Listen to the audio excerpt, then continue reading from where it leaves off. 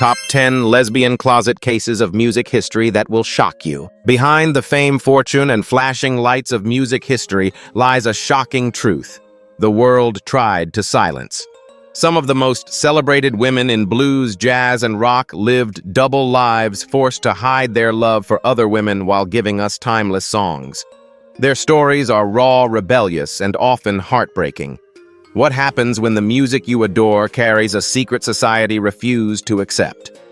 Stay with us as we uncover 10 lesbian closet cases that will leave you stunned. Don't forget to like, share, and subscribe to Legends of Black Excellence for more hidden histories. Billie Holiday. Billie Holiday, often hailed as Lady Day, remains one of the most influential vocalists in jazz history. Born in 1915 in Philadelphia, she rose from a turbulent childhood to become an icon whose voice carried both anguish and elegance.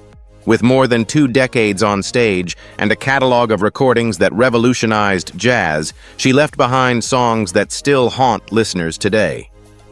Tracks like Strange Fruit, released in 1939, shocked the world for its fearless confrontation of racism, while ballads such as God Bless the Child revealed her personal struggles with independence and survival. Behind these artistic triumphs, however, Billie's private life concealed relationships that challenged the rigid social norms of her time. Though Holiday had marriages and public affairs with men including hustler Jimmy Monroe and trumpeter Joe Guy, her most intriguing romances were with women. Perhaps the most famous was her fiery, passionate connection with actress Tallulah Bankhead, a Hollywood socialite known for her bold personality and unapologetic bisexuality. The affair was whispered about in elite circles, yet carefully hidden from the press, as being openly lesbian in the 1930s and 1940s could have ended her career instantly. Even her autobiography, Lady Sings the Blues, co-written in 1956, strategically omitted the relationship, reportedly due to fears of legal threats and societal backlash. Imagine the courage it took for Billie to live authentically in private, while still facing the harsh judgment of a world unwilling to accept her truth. But Holiday's sexuality wasn't just limited to secret affairs. In her performances, subtle signals often slipped through. There are accounts of her dressing in drag at private parties or singing tender songs directly to female friends in intimate settings where audiences in the know understood the coded messages. It was this duality, publicly constrained yet privately rebellious, that made her life story so complex and captivating. Do you think Billie's decision to keep her lesbian relationships hidden was an act of survival or a missed chance to inspire others sooner? The secrecy around her sexuality mirrored the battles she faced elsewhere. Harassed by law enforcement, addicted to heroin, and targeted for her outspokenness, Billie was hounded until her final days. In 1959, at just 44 years old, she died in a hospital bed under police guard with only $0.70 in her bank account and handcuffs on her wrist. Yet even in death, her legend grew. Musicians like Frank Sinatra credited her as their greatest influence, while later generations of LGBTQ+ fans reclaimed her as a hidden icon who had quietly resisted societal norms. Billie Holiday's story is more than just the tragedy of a jazz singer. It is the tale of a woman who loved boldly in secret, who transformed her pain into art, and who paved the way for voices that refused to remain silent. Her songs still echo with longing, heartbreak, and resilience, reminding us that music can carry truths the world may not yet be ready to hear. Lucille Bogan. Lucille Bogan, often recording under the name Bessie Jackson, was one of the most daring and unapologetic voices of early 20th century blues. Born in Mississippi in 1897, she entered the recording world during the 1920s, a time when women's roles in music were heavily policed and morality was tightly controlled. Yet Bogan broke every rule. Where many artists disguised their feelings in metaphors, she chose blunt honesty. Her catalog, over 80 recordings between 1923 and 1935, cemented her as a pioneer of what came to be called the dirty blues. Her lyrics were shocking for the time, openly celebrating sexuality, drinking, and taboo desires. Songs like Shave 'Em Dry pushed boundaries so far that some versions were sold only as adults, only records too explicit for mainstream release. Even more revolutionary was B.D. Women's Blues from 1935, one of the earliest recorded songs to directly celebrate lesbian identity. The initials B.D. stood for bulldagger, a term then used to describe masculine-presenting women who loved women. Bogan's voice, raw and forceful, declared that these women were independent and needed no men, a message unheard of in the male-dominated society of the Depression era. Unlike many of her contemporaries who cloaked their personal lives, Lucille brought hidden realities into the open. She was unafraid to mock social norms, turning the pain of marginalization into music that both entertained and scandalized. Her audience included working-class Black communities who saw their own struggles reflected in her fearless words. Can you imagine how radical it must have been in the 1930s for a woman to stand behind a microphone and sing proudly about loving women? Bogan's career did not last long. By 1935, she retired from recording, perhaps exhausted by industry pressures and the conservative climate that left little room for artists like her. Yet even outside the studio, she remained connected to music by managing her son's band, the Birmingham Busters. Her final years were spent quietly in Los Angeles, far from the notoriety she once courted on stage. She passed away in 1948 at just 51 years old, officially from coronary sclerosis. Though her name is not as widely recognized today as Billie Holiday or Ma Rainey, Lucille Bogan's impact cannot be overstated. She was part of the big three of the blues alongside Bessie Smith and Ma Rainey, shaping the future of the genre with her uncompromising voice. Modern musicians, from jazz historians to feminist scholars, continue to revisit her catalog, pointing to her as a groundbreaking figure who voiced lesbian desire at a time when silence was demanded. Lucille Bogan's legacy lives not only in the songs she left behind, but also in the audacity she embodied. She proved that music could be more than entertainment. It could be rebellion, survival, and declaration of identity. Her story reminds us that history's most radical truths often come from those who dared to sing what others were too afraid to whisper. Joan Jett. Joan Jett, born in 1958 in Pennsylvania, exploded onto the music scene in the mid-1970s with her first band, The Runaways. At just 16, she picked up a guitar and carved out a place in a world dominated almost entirely by men. The Runaways became notorious not just for their youth and energy, but for their boldness, 5 teenage girls who refused to be quiet. Their raw sound and rebellious spirit laid the foundation for what Jett would later perfect in her solo career. When she formed Joan Jett and the Blackhearts, the world of rock could no longer ignore her. Her 1981 cover of I Love Rock and Roll shot to #1 on the Billboard Hot 100 and stayed there for 7 weeks, selling more than 2 million copies. Other hits like Bad Reputation and Crimson and Clover cemented her as one of the fiercest voices in punk-infused rock. She would go on to release more than a dozen albums, tour relentlessly, and ultimately earn induction into the Rock and Roll Hall of Fame in 2015. But while her career achievements were celebrated, her personal life was shrouded in mystery. From the beginning, Joan Jett's sexuality was the subject of endless speculation. Unlike many of her peers, she never confirmed or denied the rumors. Interviews often ended with cryptic responses, her famous line being, "Believe what you want." What she didn't say out loud, however, she expressed through her appearance and actions.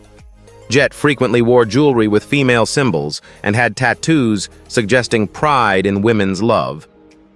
Her close relationships with female partners, though never publicly defined, were well known within the music community. Fans who watched her storm the stage in leather jackets and eyeliner felt she was unapologetically herself, even without a label.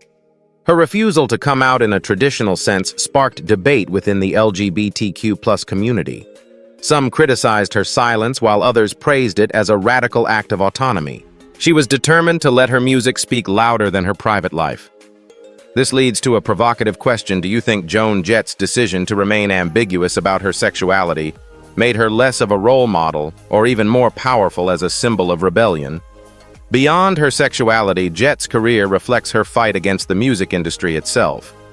Early on, no major label wanted to sign her, dismissing her as a novelty act. She responded by starting her own independent label, Black Heart Records, one of the first artist-run rock labels in history. This defiance turned her into a trailblazer, not only for women, but also for independent musicians everywhere. Today, Joan Jett is celebrated as much for her influence on culture as for her music. Rolling Stone ranked her among the 100 greatest guitarists of all time, a rare honor for a female artist in a male-dominated genre. She has also appeared in films on Broadway and lent her voice to numerous causes, including animal rights and LGBTQ+ advocacy. Whether she intended to or not, Jett became an icon for outsiders, anyone who felt judged, excluded, or pressured to conform. Joan Jett's story isn't just about chart-topping hits. It's about challenging every expectation placed on women in rock and refusing to let society define her. Her legacy proves that sometimes the loudest statement is not a confession, but a refusal to be silenced. Gladys Bentley. In the roaring 1920s and 1930s, when Harlem pulsed with the energy of jazz and blues, Gladys Bentley emerged as one of the most unforgettable performers of her generation. Born in 1907 in Philadelphia, she realized early that she did not fit into the expectations placed on young women of her era. By her teens, Bentley was already rejecting dresses and lace, choosing instead to wear her brother's suits. At just 16, she ran away to New York City, where she found both freedom and fame. Bentley's big break came at Harry Hansberry's Clam House, one of Harlem's most notorious gay speakeasies. There she captivated audiences with her booming contralto voice and her witty, often risque lyrics. Dressed in a tuxedo and top hat, she would sit at the piano and deliver a mix of bawdy blues, improvisational comedy, and open flirtation with female audience members. Her songs, many of which reworked popular standards into double entendre-laden parodies, made her a sensation. Unlike most performers who hid their sexuality, Bentley flaunted it on stage, openly embracing her attraction to women at a time when being gay could land you in jail. Her career skyrocketed during the Harlem Renaissance. Nightclubs across the city advertised her shows, and she became one of the highest-paid black women entertainers of the era. Crowds of both black and white patrons, gay and straight, packed into venues to see her perform. Her fame was not only about her voice, but also her bold defiance of gender and social norms. One of her most provocative claims was that she had participated in a marriage ceremony with a white woman in New Jersey, an act considered scandalous and almost unthinkable in the early 20th century. But can you imagine the courage it must have taken to make such a declaration in a society where interracial relationships and same-sex love were both taboo? Despite her daring, Bentley's life was not without hardship. After the repeal of prohibition in 1933, the climate for openly queer entertainers became increasingly hostile. Venues that once celebrated her began to shut their doors, and she eventually left New York for Los Angeles. There, her career struggled. Facing discrimination and pressure to conform, Bentley began wearing dresses and even claimed in an Ebony magazine article that she had undergone hormone treatments to cure her homosexuality. This drastic shift was heartbreaking to those who remembered her as a fearless trailblazer. Yet even in her later years, Bentley continued to reinvent herself. She became deeply religious, joined the Temple of Love in Christ, and even pursued ministry before her untimely death in 1960 at the age of 52. Today, historians and LGBTQ+ advocates look back at her life not with pity, but with admiration for the boundaries she smashed and the paths she opened. Gladys Bentley's story is one of boldness, brilliance, and complexity. She was not just a blues singer. She was a cultural rebel who embodied queerness on stage long before the word had mainstream recognition. Her tuxedos, her lyrics, and her unapologetic performances made her an icon of the Harlem Renaissance and a hero to those who refused to conform. Tracy Chapman. When Tracy Chapman first stepped onto the stage of the Nelson Mandela 70th birthday tribute concert in 1988, with just her guitar and her haunting voice, the world stopped to listen. Born in Cleveland, Ohio in 1964, Chapman discovered music early, teaching herself guitar at the age of 8. By the time she was a student at Tufts University, she was already performing in small coffee houses where her poetic lyrics and soulful delivery caught the attention of Elektra Records. That partnership gave birth to her self-titled debut album, Tracy Chapman 1988, which included Fast Car, Baby Can I Hold You, and Talkin' About a Revolution. The record sold more than 20 million copies worldwide, a staggering feat for a folk album during the height of pop and glam rock. Chapman's music stood apart for its sincerity. She sang not of fame or glamour, but of poverty, love, social justice, and longing. Her songs were anthems for outsiders and dreamers, delivered in a voice both fragile and powerful. Yet behind the honesty of her music, Chapman maintained an almost impenetrable wall around her personal life. Rarely giving interviews and often avoiding red carpet appearances, she cultivated a mystique that only deepened curiosity about her. During the mid-1990s, whispers began to circulate about Chapman's private relationships. It became widely known that she was romantically involved with Alice Walker, the Pulitzer Prize-winning author of The Color Purple. Walker herself later spoke openly about their connection, describing Chapman as a deeply private person, but acknowledging their intimacy. This revelation shocked fans not because of scandal, but because Chapman had always seemed to live beyond labels.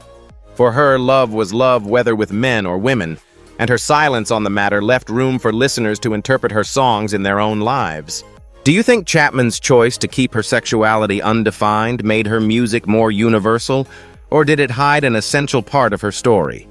Her career continued to flourish through the 1990s with the Grammy-winning single, Give Me One Reason, 1995. Another timeless track that showcased her ability to bridge blues, rock, and folk. Over the decades, she released 8 studio albums, each filled with songs that balanced vulnerability and strength. Still, Chapman refused the trappings of celebrity. She never tried to capitalize on her identity for publicity, and in doing so became an unexpected icon for the LGBTQ+ community, someone who lived authentically without explanation. Outside of music, Chapman has been a dedicated activist, lending her voice to causes such as AIDS research, racial equality, and Amnesty International campaigns. She has always connected her artistry with advocacy, reminding the world that songs can be more than entertainment. They can be catalysts for change. Today, Tracy Chapman remains elusive, rarely appearing in public, yet her influence is undeniable. In 2023, country star Luke Combs' cover of Fast Car introduced her masterpiece to a new generation, making Chapman the first black woman songwriter to win Country Music Association's Song of the Year. That recognition came decades after she first stunned the world with nothing but her voice and her truth. Tracy Chapman's story is one of brilliance wrapped in mystery, of activism cloaked in quiet strength, and of love lived beyond definition. Her refusal to be categorized either musically or personally only reinforces her status as one of the most authentic artists of our time. K.D. Lang, born Catherine Dawn Lang in 1961 in Alberta, Canada. K.D. Lang grew up surrounded by the vast prairies that would later inspire the openness of her music. From an early age, she was drawn to country legends like Patsy Cline, eventually forming a tribute band in Cline's honor, before developing her own unique style. By the mid-1980s, Lang had blended elements of country folk and pop into a sound that was unmistakably her own. Her early records, such as Angel with a Lariat 1987, already hinted at the voice and artistry that would catapult her to international fame.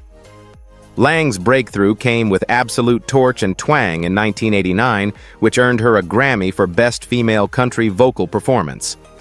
Just 3 years later, her career reached its pinnacle with the 1992 album Ingenue, featuring the haunting single Constant Craving. The song became an instant classic, earning her another Grammy and climbing charts worldwide. It was also a subtle anthem, its lyrics about longing and authenticity resonating deeply with listeners who themselves carried hidden truths. But Lang's legacy goes far beyond her voice.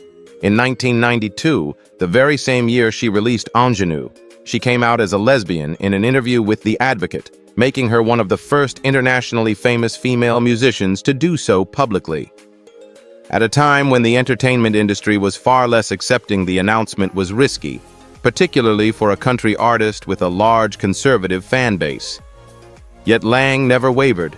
Instead, she doubled down on her authenticity, proving that artistry shines brightest when it is rooted in truth. Her androgynous style also challenged traditional gender norms. With short hair, tailored suits, and a refusal to conform to feminine stereotypes, Lang became a visible queer icon. Some media outlets tried to reduce her to her sexuality, but she constantly redirected attention to her music. She once remarked that she wanted people to hear her songs first, not her identity. Still, her presence mattered. For countless LGBTQ+ fans, seeing KD Lang on magazine covers and award stages was nothing short of revolutionary. Do you think her decision to come out at the height of her career helped pave the way for later stars like Melissa Etheridge and Ellen DeGeneres to follow? Lang's career did not stop with constant craving. She collaborated with legends like Tony Bennett, Roy Orbison, and Elton John, while also lending her voice to causes including animal rights, Buddhism, and LGBTQ+ equality. Her rendition of Leonard Cohen's Hallelujah at the 2010 Winter Olympics opening ceremony in Vancouver is still remembered as one of the most breathtaking live performances of the decade. Even as mainstream fame has quieted in recent years, KD Lang remains a towering figure in music history. She has sold millions of records, collected multiple Grammys, and been honored with Canada's Governor-General's Performing Arts Award for Lifetime Artistic Achievement. More importantly, she has given courage to generations of fans who saw in her a reflection of their own struggles and triumphs. KD Lang's story is not just about the notes she sang, but about the boundaries she broke. She transformed country and pop with her voice and transformed culture with her courage. Queen Latifah. Born Dana Elaine Owens in 1970 in Newark, New Jersey, Queen Latifah rose from modest beginnings to become one of the most influential women in hip-hop. Her stage name, meaning delicate in Arabic, was ironic, because her artistry was anything but fragile. By the late 1980s, she had signed with Tommy Boy Records and released her debut album, All Hail the Queen, 1989. That project, which included the track Ladies First featuring Money Love, made her one of the first women to claim authority in a male-dominated genre. Latifah's commanding flow, Afrocentric style, and unapologetic stance on women's empowerment set her apart immediately. Her landmark hit, UNITY 1993, earned her a Grammy Award and cemented her as a cultural force. The track boldly challenged misogyny, street harassment, and domestic violence issues often ignored in hip-hop at the time. While other rappers chased commercial success through braggadocio, Queen Latifah built her legacy on responsibility and respect. Her voice gave women in hip-hop not only representation, but also protection, declaring that they deserved better from the culture and from society. Yet Latifah's personal life remained a subject of speculation for decades. She was linked to male partners in the press, but rumors of long-term relationships with women persisted quietly behind the scenes. Unlike some contemporaries who were forced to deny their sexuality, Latifah chose silence, creating an air of mystery that lasted for years. She never addressed the rumors head-on, even as fans and critics speculated. Instead, she let her career in film music and television speak for itself, transforming her into a household name through roles in Set It Off 1996, Chicago 2002, and her Emmy-winning talk show. Still, her silence did not erase the truth. Friends, colleagues, and fans in the LGBTQ+ community often pointed to her as a quiet symbol of pride. Latifah did little to correct them, preferring to keep her private life sacred. It wasn't until the 2021 BET Awards during an acceptance speech that she addressed the subject in her own way. Thanking her longtime partner, Ebony Nichols, and their son, Rebel, she finally acknowledged what had long been whispered. The moment was powerful, not because it shocked most fans already suspected, but because it confirmed Latifah's determination to share her truth only on her own terms. Do you think her decision to wait so long to acknowledge her relationship was self-preservation, or a powerful reminder that celebrities owe the public nothing about their private lives? Beyond sexuality.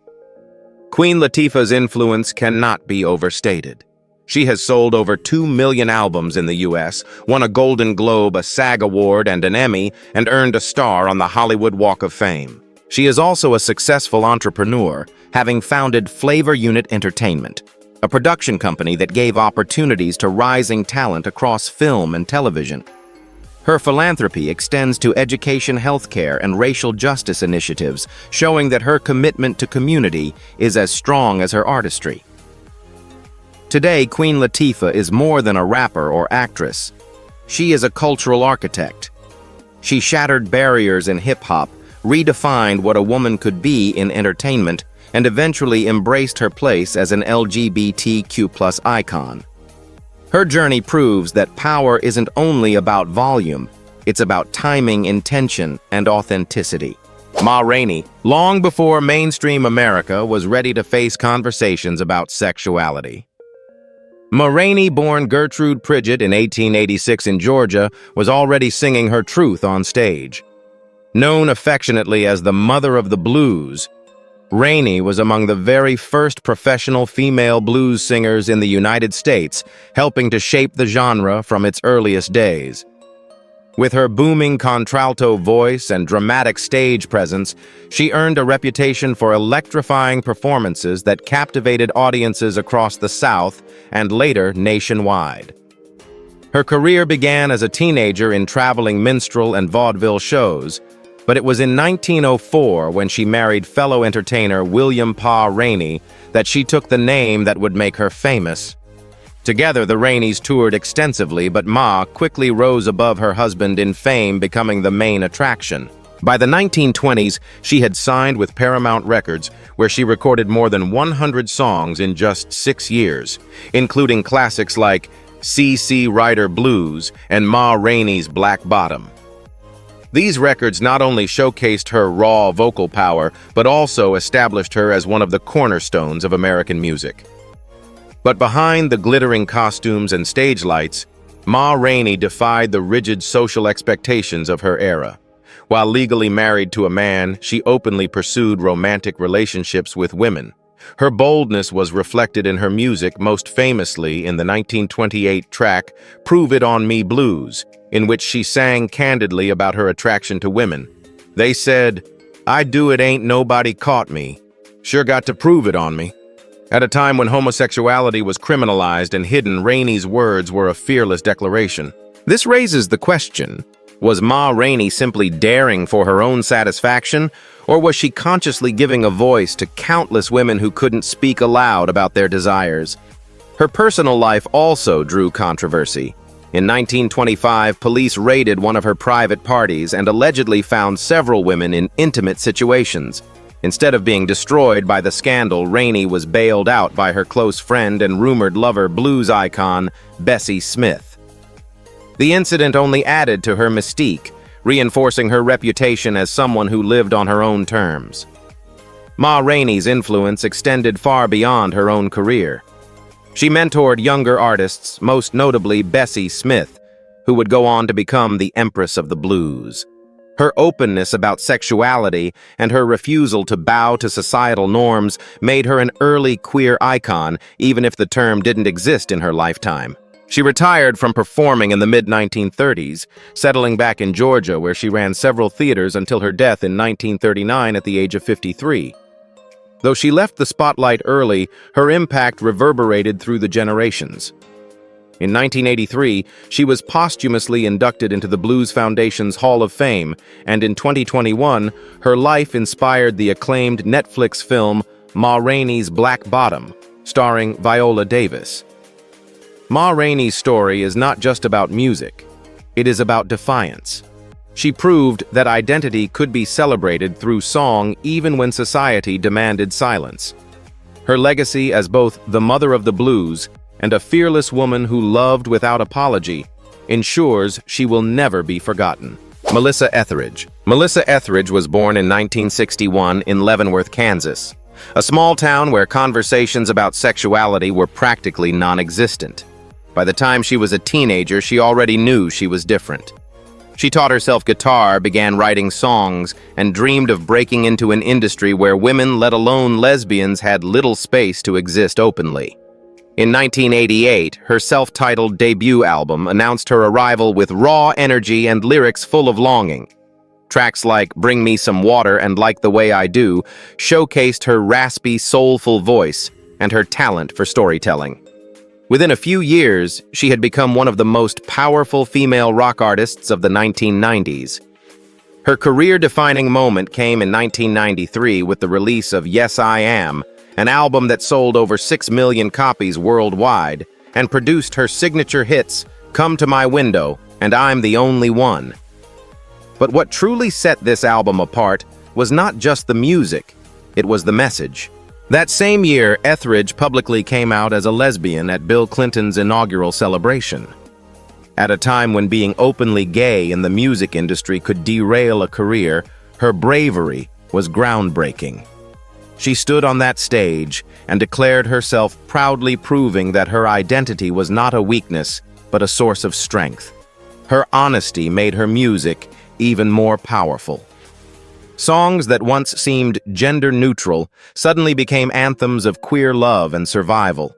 Fans who had quietly hidden their own identities now had a superstar who gave their experiences a voice. Etheridge herself admitted that before coming out she felt empty, performing songs that reflected her truth while the world assumed otherwise. Do you think her career would have reached the same heights if she had chosen to remain silent about her sexuality? Beyond her music, Etheridge became a vocal activist. She used her platform to support LGBTQ+ rights, HIV/AIDS awareness, and later environmental causes.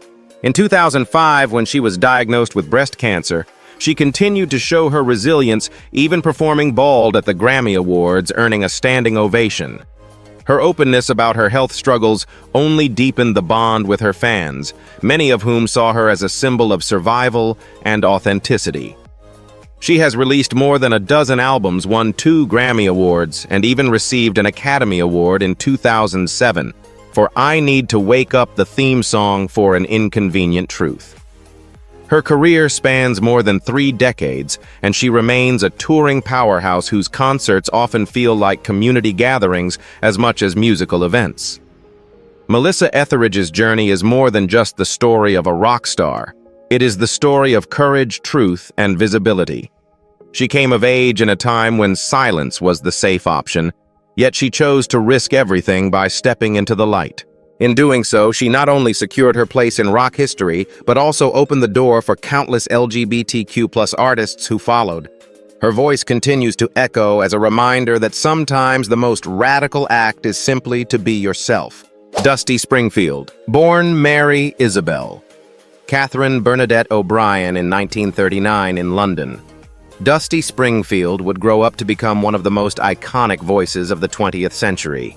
With her platinum blonde beehive dramatic eyeliner and smoky contralto voice, she was instantly recognizable. By the early 1960s, she had risen to fame as part of the Springfields, but it was her solo career that solidified her as a legend. Her 1969 album Dusty in Memphis, featuring the unforgettable track Son of a Preacher Man, remains one of the greatest soul records ever made, ranked on Rolling Stone's 500 Greatest Albums of all time. Behind the glamour, Dusty lived a far more complicated truth. In an era when homosexuality was criminalized in Britain and stigmatized globally, Springfield struggled deeply with her sexuality. She admitted in a 1970 interview that she was attracted to women, though she never labeled herself as lesbian or bisexual. Instead, she carefully navigated a double life publicly linked to men, but privately pursuing relationships with women. Among her rumored partners were singer Norma Tanega, with whom she had a long-term relationship, and actress Carol Pope. These romances were an open secret in the entertainment world, but rarely acknowledged openly due to the risk of career destruction. Her battle with identity weighed heavily on her. Dusty often spoke of her inability to love men romantically, coupled with a fear of being judged for loving women. She was haunted by the constant clash between her true self and the expectations of the industry and society. As a result, her songs often carried a deep ache of longing, melancholy, and desire that fans could feel even if they didn't know the full story. Isn't it fascinating how the very pain she tried to hide gave her music the emotional power that still moves us today? Springfield was not only a groundbreaking artist for women in music, but also a quiet pioneer for queer representation. At a time when few dared to speak, she stood as a subtle symbol for LGBTQ+ fans who read between the lines of her lyrics. Off stage, however, she wrestled with depression, substance abuse, and the heavy burden of keeping secrets. In interviews, she often hinted at her struggles with identity, saying that society made it difficult to be honest about who she was. Despite the challenges, Dusty Springfield remained a consummate professional. She sold millions of records, was inducted into the Rock and Roll Hall of Fame in 1999, and influenced generations of artists, including Adele, Amy Winehouse, and Elton John. She passed away that same year at just 59 after a long battle with breast cancer. Dusty Springfield's story is both inspiring and heartbreaking. She lived in a time when being openly gay could have ended her career, yet she still left subtle traces of her truth in her art. Her voice, sultry, aching, unforgettable, continues to remind us that authenticity often shines through even when it must be hidden. The hidden stories of these 10 women remind us that music has always carried truths society wasn't ready to hear. From Dusty Springfield's secret romances to Ma Rainey's fearless lyrics, each legacy is both a triumph and a struggle against silence. But were they celebrated enough in their time, or were they erased to protect fragile norms? That's a debate worth having. Which story shocked you the most? Drop your thoughts in the comments, and don't forget to like, share, and subscribe to Legends of Black Excellence for more untold histories.